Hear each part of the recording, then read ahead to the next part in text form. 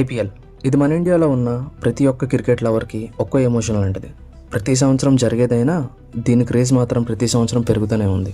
ఈ వీడియోలో మనం అసలు ఐపీఎల్ రెవెన్యూ ఎలా జనరేట్ చేస్తుంది, వేల కోట్లు ఖర్చు పెట్టి ప్లేయర్స్ని ఆక్షన్లో కొన్ని ఫ్రాంచైజీ మెయింటెనెన్స్ చేసి 20 కోట్ల ప్రైజ్ మనీ కోసం ఐపీఎల్ గేమ్ ఆడించడంలో ఉన్న సీక్రెట్ ఏముంది, అసలు ఐపీఎల్కి డబ్బులు ఎలా వస్తున్నాయి. Hello and welcome to KR facts. BCCI రెవెన్యూలో ఐపీఎల్ ఒక major part. IPL BCCI conduct చేసిన దీని లోపల మెయిన్లీ 3 కాంపోనెంట్స్ ఉంటాయి.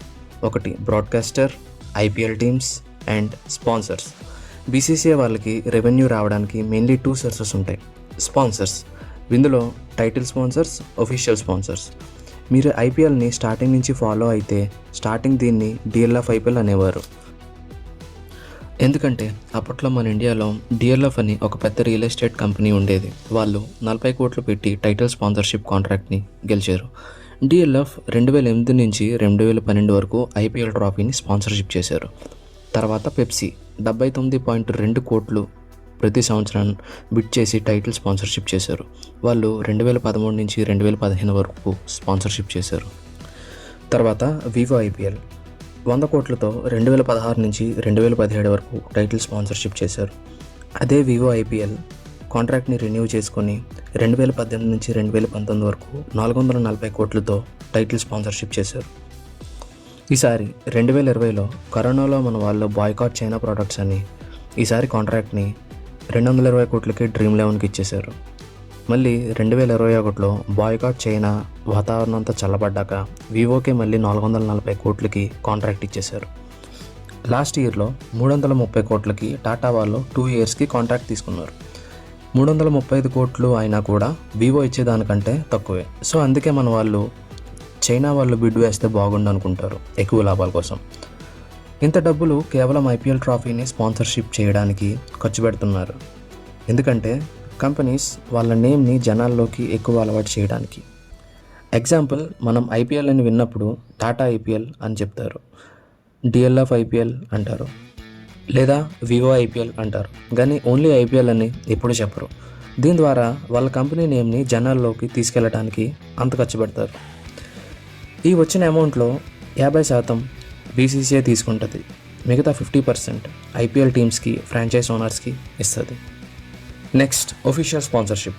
వీళ్ళు ఏంటంటే ఐపీఎల్లో బ్రేక్స్కి, పవర్ ప్లేకి, అవార్డ్స్కి, ప్రతిదానికి కూడా స్పాన్సర్స్ ఉంటారు.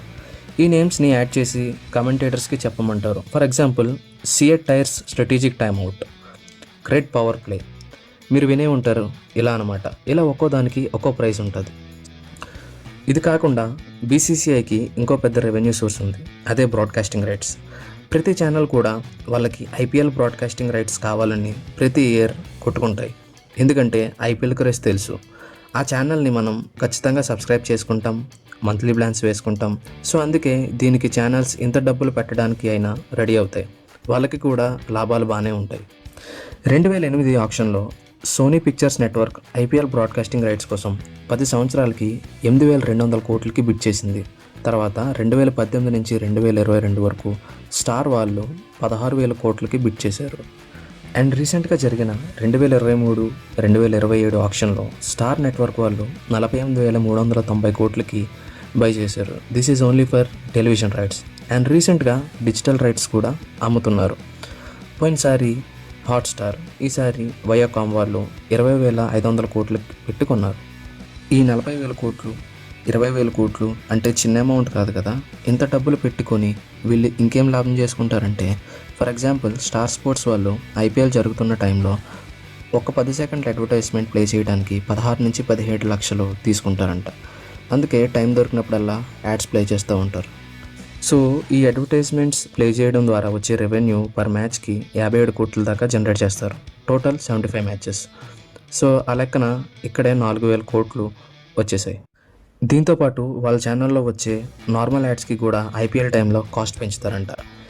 ఏ ఛానల్ ఎక్కువ ఇయర్స్ బ్రాడ్కాస్టింగ్ రైట్స్ తీసుకుంటే అంత ప్రాఫిట్ ఆ ఛానల్కి. సో ఇలా వచ్చిన అమౌంట్ని బీసీసీఐ 50% ఐపీఎల్ టీమ్స్కి షేర్ చేస్తాయి. ఇక్కడ వరకు BCCI and TV channel income కోసం మాట్లాడుకున్నాం.